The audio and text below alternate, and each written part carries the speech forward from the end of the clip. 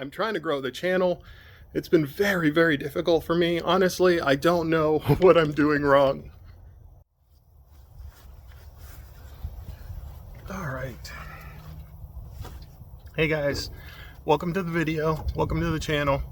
I'm sitting on my trailer right now. I'll show you what I picked up, but you know, honestly, I'm kind of losing track of what I've done and what I've shown you guys because I haven't been recording on a regular schedule. I've kind of just been doing stuff because it's all on the roof, and I've already mentioned plenty of times how I feel about that. And I have more roofing material today.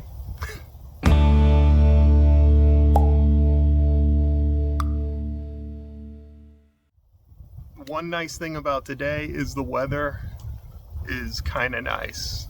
I'm not going to say it's chilly or anything, but we're coming down. We're coming down. We're down into, you know, the high 70s, maybe low 80s, and I'll take it. I'll take it. It's not 110 degrees. I'll take it. And maybe my videos will be a little bit more cheery. Mrs. Honeydew has brought it to my attention that my videos have been a little bit grumpy. Uh-oh. Sounds like somebody's got a case of the Mondays. And I think a lot of that is in part to do with the weather. I don't particularly like the heat. So let's hope today is a little bit more chipper, and let's get started.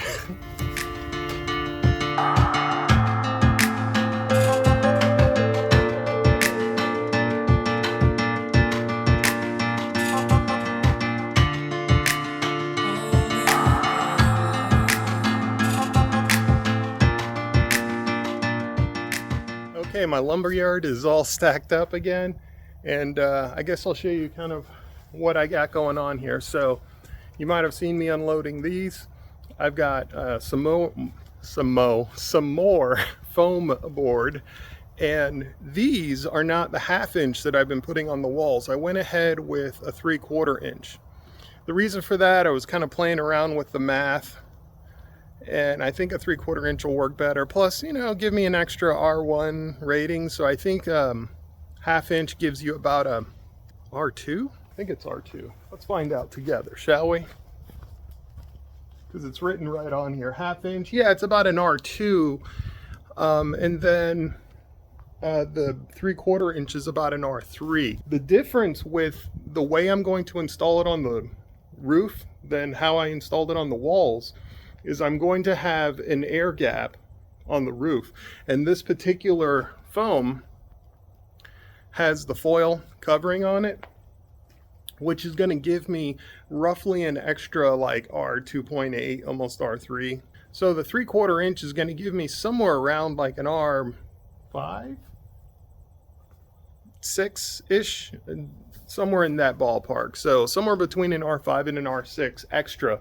And not only that, but that R6 is really going to behave more like maybe an R9 of just bat insulation. Because again, we're creating that envelope, that Yeti cooler, right inside of here. And so if we stop the cold from ever even touching the rafters and the sheathing up on the roof, we're forcing that cold out. We're creating that separation, that break of that cold condensing air with that warm, moist air that's likely to accumulate inside of this structure.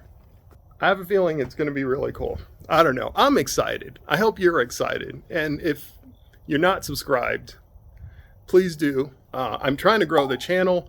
It's been very, very difficult for me. Honestly, I don't know what I'm doing wrong. Did I just lose my microphone? What is happening? A few moments later. I just plugged my microphone in. I have no idea if anything that I just said was recorded. I hope it was. Where was I? If you like this kind of content, please do subscribe. Tell your friends.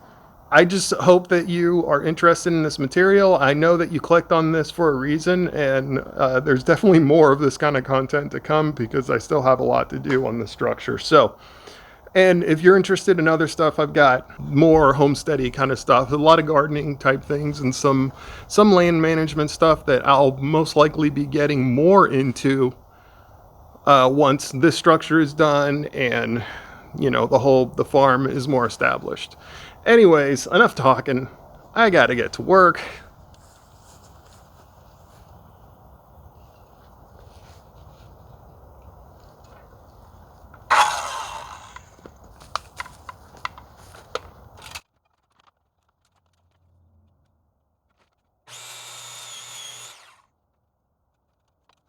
Basically, I'm just going to use a simple board, just some scrap cut, and then I use my saw to cut a little sliver in here. Hopefully you can see it. But basically, I'm just going to clamp this up there, and I'm going to use that as my anchor point to run a mason line all the way across, and that's going to give me my nice flush line that I can then mark and cut all of these rafter tails.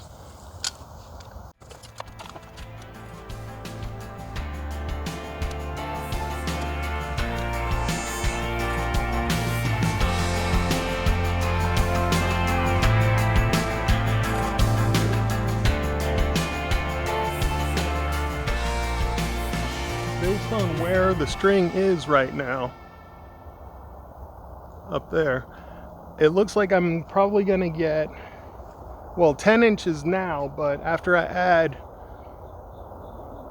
we'll say another inch-ish, maybe 3/4 of an inch, off of this, we're looking at about 9.25 inch overhang.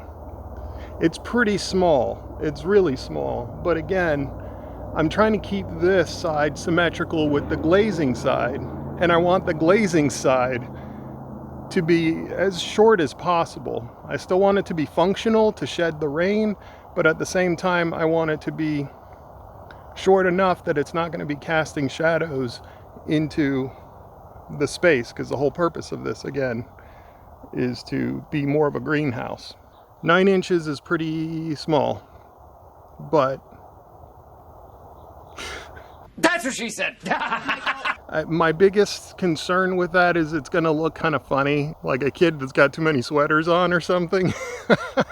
Can't put his arms down. That's my fear, is that I'm going to have these stubby little eaves, but it'll be okay. We'll make it work.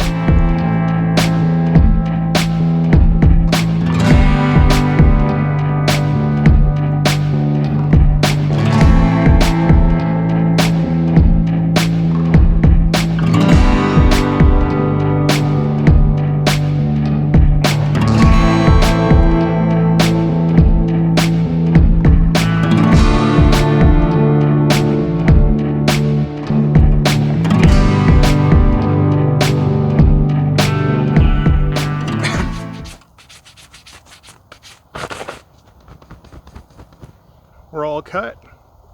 Yeah, there we go. So all of these guys are cut. I still need to put the subfascia on there.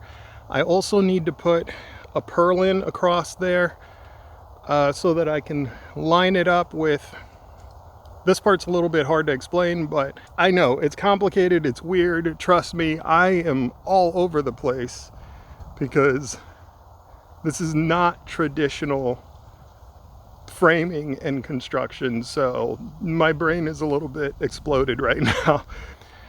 Yeah, I get it. I'm all over the place. I know what I need to do, but the order of it is all experimental right now. But I'm going to get back to that, and I appreciate you guys just tagging along with my crazy brain right now.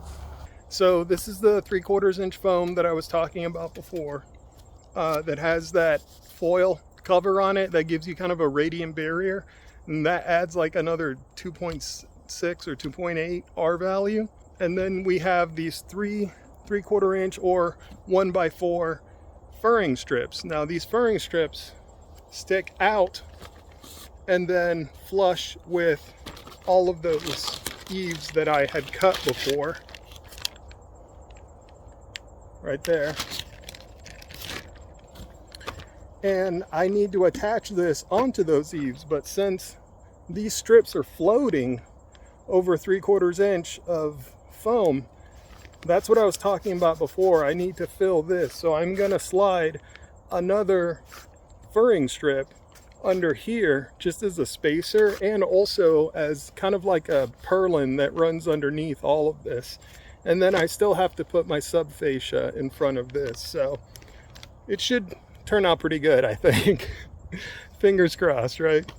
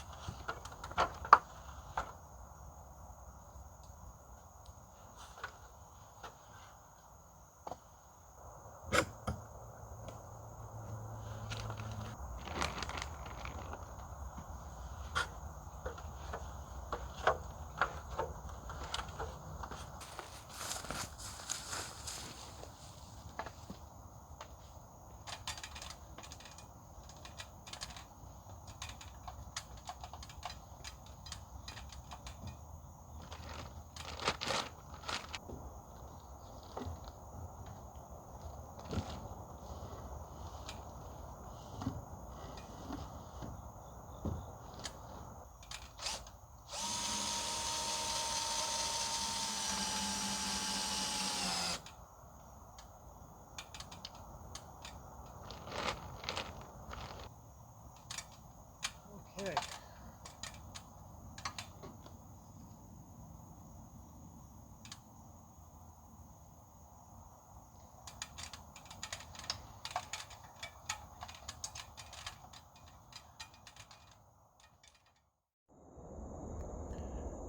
Hey guys, it's getting really late, but I'm getting into a real rhythm here. It's looking good. It's looking real good.